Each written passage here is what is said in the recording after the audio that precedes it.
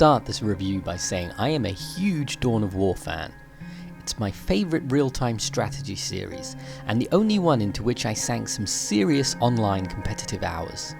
I am also a huge fan of the lore, having spent my early teens as a complete 40k tabletop nerd.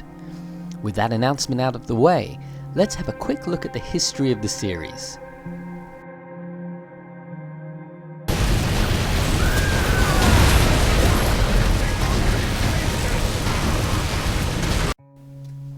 Dawn of War was far from revolutionary in the real-time strategy world, more evolutionary. Released by Relic and THQ in 2004, Dawn of War took an established formula and added its own unique spin to create something that left a distinct impression with the RTS gamers of the early noughties. Huge faction battles and bases was the name of the game, hundreds of units on screen battling it out with what were for the time incredibly detailed character animations, the type that had never really been seen in an RTS before.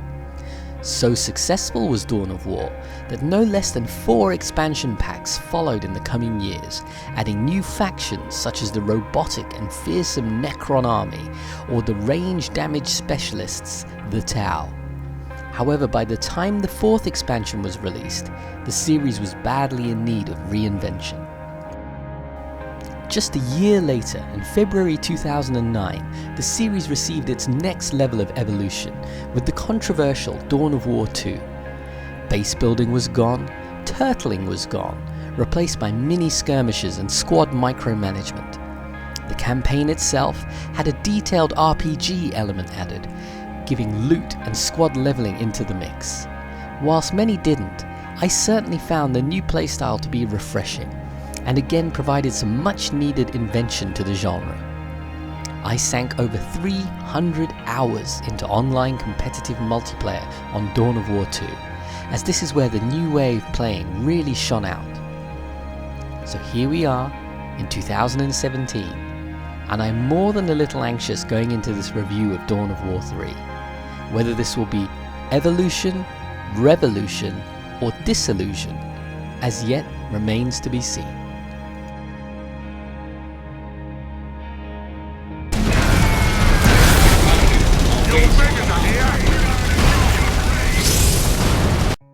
Dawn of War 3 is a very good looking game.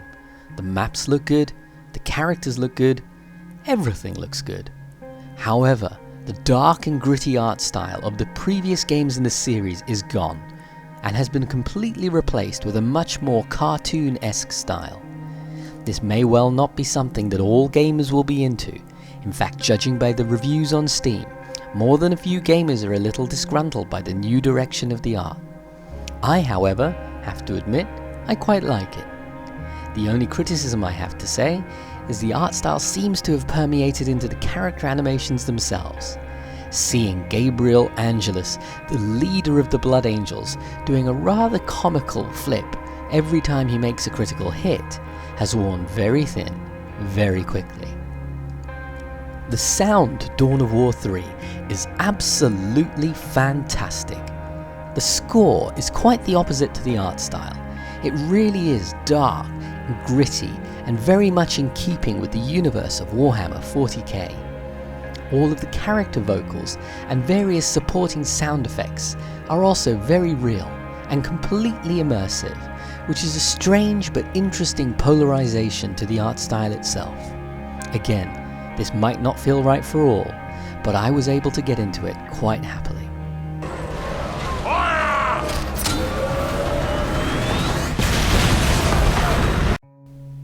Much to my dismay, the RPG elements from Dawn of War 2 have been completely stripped out of Dawn of War 3. I have to say this has not sat well with me at all. I thoroughly enjoyed comp stomping the campaigns of Dawn of War 2 and its various expansions cooperatively with my friends, all the while on a never-ending quest for better loot, relics, armor and weapons. This is one of the standout features for me of the series, so to see it so completely removed has been disappointing. The campaign we've been given instead in Dawn of War 3 really felt to me like it's been designed to be a 17-game tutorial for the multiplayer. Each progressive stage of the campaign has you rotating between the 3 factions and being introduced at each stage to new and more mature gameplay mechanics, which you will need to master in order to be proficient in the PvP online multiplayer. There is a story in the campaign, but I just couldn't get myself immersed in it as I was jumping around between the different factions. Also, the actual mission design of each level within the campaign felt a little uninspired, culminating in the very standard RTS defend this point or build a base and take this point type activities.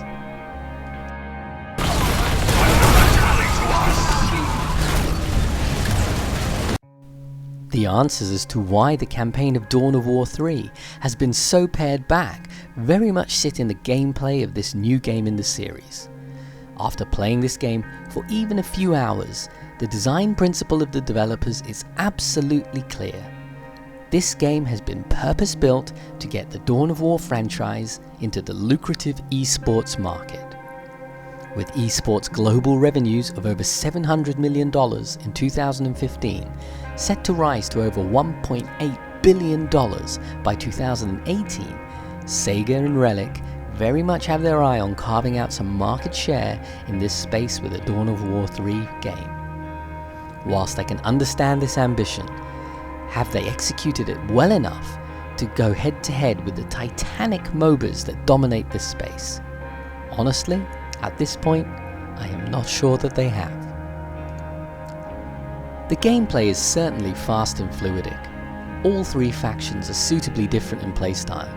The Space Marines are slow but solid, and once up and running into the mid or late game, have some awesome vehicles and heavy armor that can punch a hole in just about anything. The Eldar are fragile, but fast and deadly, with incredible mobility to their units and bases, which can be teleported around the map at will. And finally, the Orcs are the usual furore of green skin chaos. I love some of the additions to the Orc gameplay, such as the ability to upgrade units on the fly by scavenging scrap from the battlefield, or the absolutely epic Warg fireworks display that they call in times of trouble. The system for winning a multiplayer game has been lifted straight out of a MOBA. There is a power core to destroy, which you can only get to if you destroy a giant turret and its associated shield generator. This is an interesting new dynamic for an RTS game, but then oddly I felt that it made a complete mockery of the much heralded return of base building in Dawn of War 3. With no focus by your enemy on destroying your base, building it feels like something of an irrelevance. Once you have the core buildings built, there is no real requirement or strategic advantage to expanding your base or creating satellite bases around the map. The attempt to MOBAize this RTS don't end there. There are even a couple of maps that have a very MOBA lane-like feel to them. But this isn't a MOBA. You are having to micromanage all of the units in the field rather than just a few. Large armies are very much back in Dawn of War 3, which is absolutely great to see, but in this fast-paced gameplay, I found the level of micromanagement to be almost paralyzing at times, given that most frontline units have a special move that needs to be individually clicked and executed if they're to be truly combat effective. The addition of elites and the doctrine system adds great depth to Dawn of War 3, but can be off-putting to the uninitiated, as there is little to no explanation of any of the systems available to new players. The elites themselves do feel like the powerhouses they're meant to be, but I found more than a few multiplayer games ended up with 2 elites duking it out in the field with virtually no other units in play, as they'd all been killed due to a lack of micro. Vehicle weaponry is improved. Dawn of War 3 is an interesting new game in the series, but for someone who's a huge fan of its predecessors, I have to say I'm slightly disappointed by what I found. The campaign is really just a glorified tutorial with no RPG elements at all, and the multiplayer? The best way I can describe the multiplayer is like someone in the initial brainstorm design session for this game stood up and said, wouldn't it be good if we took the standard MOBA formula but gave gamers control of every unit on the field? Now that may end up being an inspired design choice, but for now, I am undecided. Dawn of War 3 is not a bad game. It is a good game, with an interesting new take on the RTS series. Whether the clear desire to move to esports will be successful or not will remain to be seen in the coming years. However, as a game itself, and particularly with the fans of the series in mind, I cannot give this game more than 3.5 zombie heads out of 5. Personally, I would advise that you wait until it's out on sale, rather than pay the full retail price now. As always, if you like the review, please feel free to like or subscribe. And to see Dawn of War 3 multiplayer live, head over to my Twitch channel @Bleurghs World.